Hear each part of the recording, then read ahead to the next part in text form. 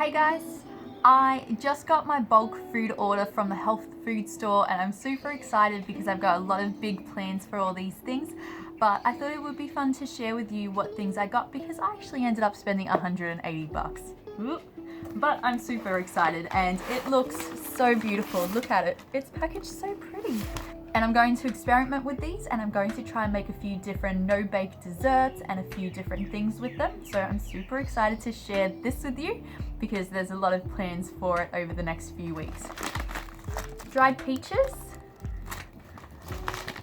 hemp seeds,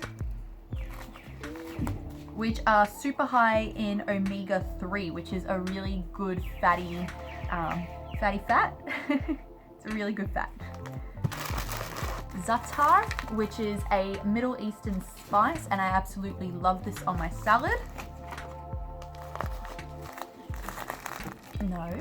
Black sesame seeds, again really delicious on just about everything. It adds that extra, I'm actually not quite sure what it is that makes black sesame seeds good. I know that white sesame seeds or like tahini paste, which is made from them, is really a really good source of calcium. So I wonder if there's something similar or something different. Desiccated coconut, you can't have a good dessert without it. Dried figs. Figs are probably one of my favorite dried fruits, but I don't get it often, so I'm super excited.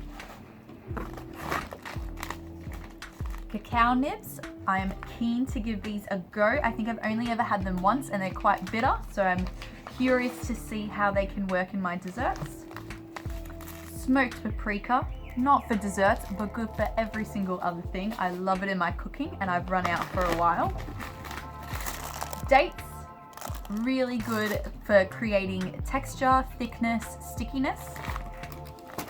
I've noticed that a lot of no-bake and vegan and raw desserts have dates as the base, so I'm curious to see how the dates work, but also how some of these other dried fruits can work instead. Cashews, really good for making creams and replacing things like cream cheese. See, this is interesting.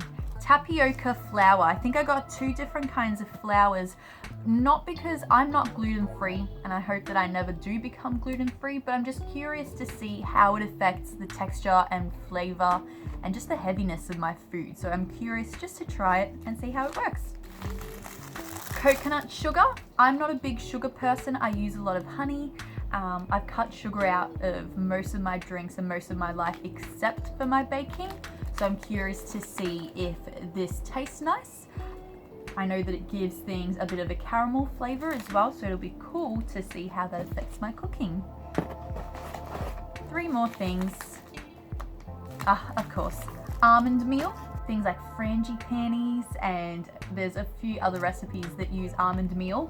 Because almonds are really light in flavor, they don't, unlike walnuts and pecans, they don't have too much of a big flavor that overtakes all the other flavors. So it's a really good nut to have in raw desserts.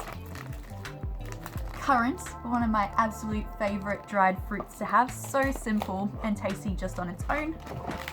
Oh, this is my favorite, and I'm so excited that I got it this big. This is like my childhood everything. Tahini. This is 1 kilogram of tahini, and I am so excited because I use tahini in savory food, in sweet food. I grew up with tahini in everything because I'm from Israel, so we had it as our sauce on falafels and shawarma. We also had it as halva, which is a sweet dessert, which is delicious, and I've never made it myself, so that could be something I'd have a go at. I have a few ideas of what I'd like to cook with my ingredients, but if you have any recipes, any tips, or things that you'd like me to try out and record, leave them down below so that I can see what you guys are thinking, and I cannot wait to share this with you. See you guys next time.